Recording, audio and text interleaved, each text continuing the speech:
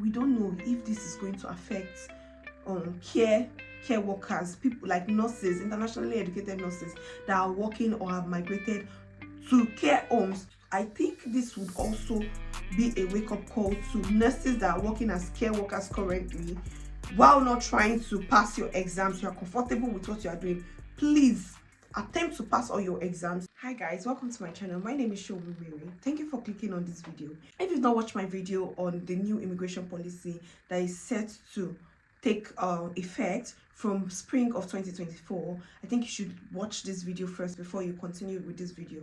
I'll put the link somewhere so you can just click on it and then watch the video to understand what we've been talking about. So this particular video is just to shed more light on how that policy affects nurses, midwives, NHS worker, and every other person. So a day after the news was announced, the NHS employers came together to put answers to our questions. So I would leave the link in the description box so that after you've watched this video, you can also have a read of it by yourself. So it says the changes being made to the health and care visa route will only affect the care sector.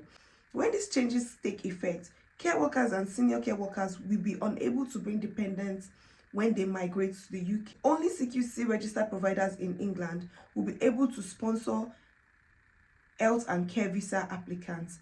These changes do not affect the NHS. Number one, all NHS employees are CQC registered, like they are regulated under the CQC. CQC is the Care Quality Commission in the UK. This oversees the well-being of patients, the well-being of staffs, how the hospital is, and they rate them basically to see if this hospital is still safe to practice. Other changes such as increase in salary threshold do not apply to the health and care visa holders will continue to be exempt from paying immigration surcharge.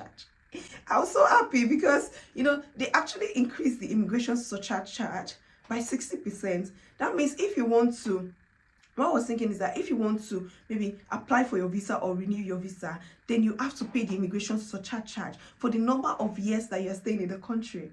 So that's like, oh my goodness, where are we going to get this money from? Because they increased it to like £1,000. So even students who are coming through student route always pay this health surcharge fee. Unfortunately for us, working in the health and care sector would be exempt from that. So I'm really happy with that, because where we want to see the money from. So you're already in the UK, this is for you. You will not pay that. You won't pay that. You are still continue to be exempt, because they still see us as key worker, and they would fear that if that should happen, most of the migrants will just leave the NHS, and that would crash the NHS in a lot of way, because the money they are paying us is not even enough. Now imagine having to work all 3 years to be able to save to renew your visa for all 3 years. No, if you have children, if you have partners and all of that. So this is good. The government stated that it would ask the Migration Advisory Committee to review replacing the shortage occupational list with an immigration salary list which reduced occupation, and also review the graduate visa route. So that's what I'm saying, is that they have already promised that they would review they will make a salary list. So jobs that fall under the short-term occupational list, instead of paying the previewed 38,700, you might fall under another salary scale, which is quite good for people who are planning to come into the country or planning to also bring their dependents into the country. The government has reassured us that. So that reassured is reassuring, because because they know that there was a lot of panic. In fact, when we watched the news, I was just like, well, what's happening? Let's start looking for how we will run away from this country, because most of it was not realistic, to be honest, for even people that are staying in the UK. It says the government has reassured us that while it is determined to reduce the net migration, it understands the importance of internationally educated health and care workers. We understand that these changes are likely to result in a number of questions, especially for international educated staff and those working on international recruitment.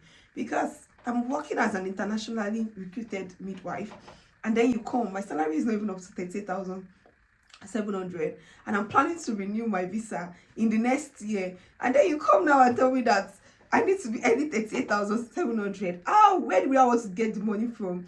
Do you want to increase my hours, or you want to do anything? So guys, if you're planning to get married, still feel free, go ahead with your weddings. Or if your partner is not available to come, they can still come, because this does not affect NHS worker. However, we don't know if this is going to affect care workers, people like nurses, internationally educated nurses that are working or have migrated to care homes. So what I would tell people is that if you're working in care home, what you should do is to confirm, is your organization, is it monitored or regulated by CQC? If your answer is yes, that is very good for you, because it will most likely not affect you. But if your answer is no, I think you should start to look for care homes that are regulated under the CQC body, because in one of the first truths that it says that care workers and senior care workers will be unable to bring dependents when they migrate to the UK, and only CQC registered providers in England will be able to sponsor health and care visa applicants. So if you are currently working in a place that is not CQC regulated, you still have to match. Just look for other places. You have the experience, you have the knowledge, you have the skills. You can always look for other alternatives, other organizations, or then throw this question back to your employer so that you get the reassurance. Don't just stay blindly without asking questions, because when the government starts to take effect, they can close down any care room, they can do anything. And if you are hanging on the thread, then you would now have 90 days to change your visa or change your employer, which is not nice, right? So please just follow the rules and follow the news to know what is going on. So you can also click the notification bell, follow my channel to understand, because I'm not going to rush to give you news. I had to take time to digest everything that they've said, so that I'll be able to give you a clear information and not a panic made information. So guys, that's it. If you have frequent questions, like if you have any questions like, my dependents are already in the UK, will they be able to stay? Of course they will be able to stay, because there are no changes to eligibility of dependents for NHS staff. So if you've just gotten married, if you're planning to get married, go ahead with your wedding. Don't rush things. If you didn't want to get married before and now you're just rushing, let's do everything in May because of these changes. Please just take your time. And it still says that you can still bring your dependents, you can still bring your family, your children under 18, your partner, you can still bring them. And like I said, when these changes take effect, it's still going to take effect in spring 2024, and the spring months are March, April, May. So there's still a lot of time. We are still in December, so you have January, February, March, April, May to start looking for another employer, to start planning yourself. Just have alternative in case your employer is not CQC regulated. So this also comes, I think this would also be a wake-up call to nurses that are working as care workers currently, while not trying to pass your exams. You are comfortable with what you are doing, please attempt to pass all your exams so that you can switch from being care workers to being actually nurses and midwives that you are. Can I come to the UK sooner so I am not affected by these changes? He said, if you are being recruited to an NHS role, there will be no changes to your current offer.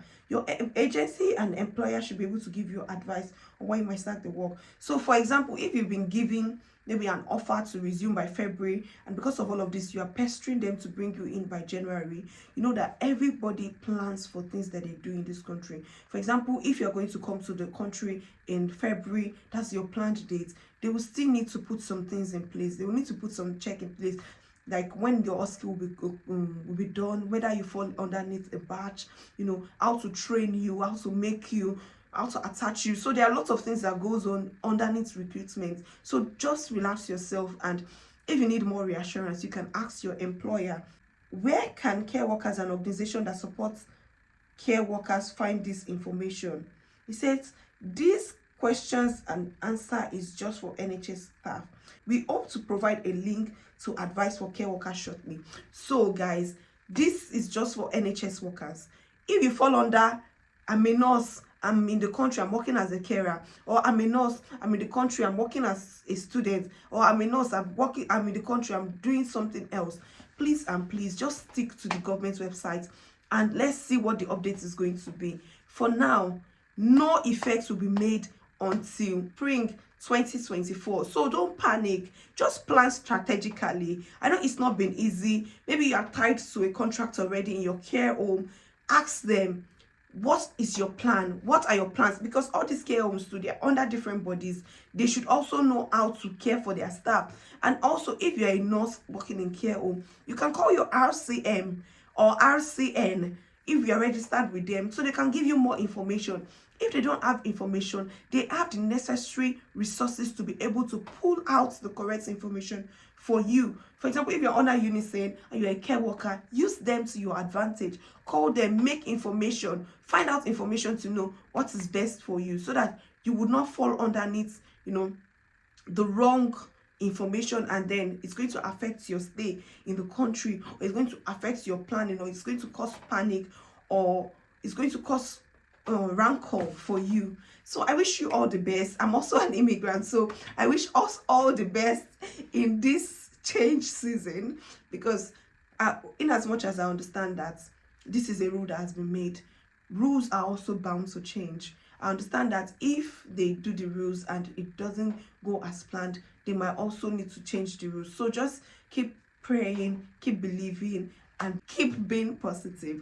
Till we meet again in the next video. My name is Noshomi. Kindly subscribe to my channel, and kindly turn on the notification bell, and kindly share with your friends and family to provide them the reassurance that they need. Bye for now.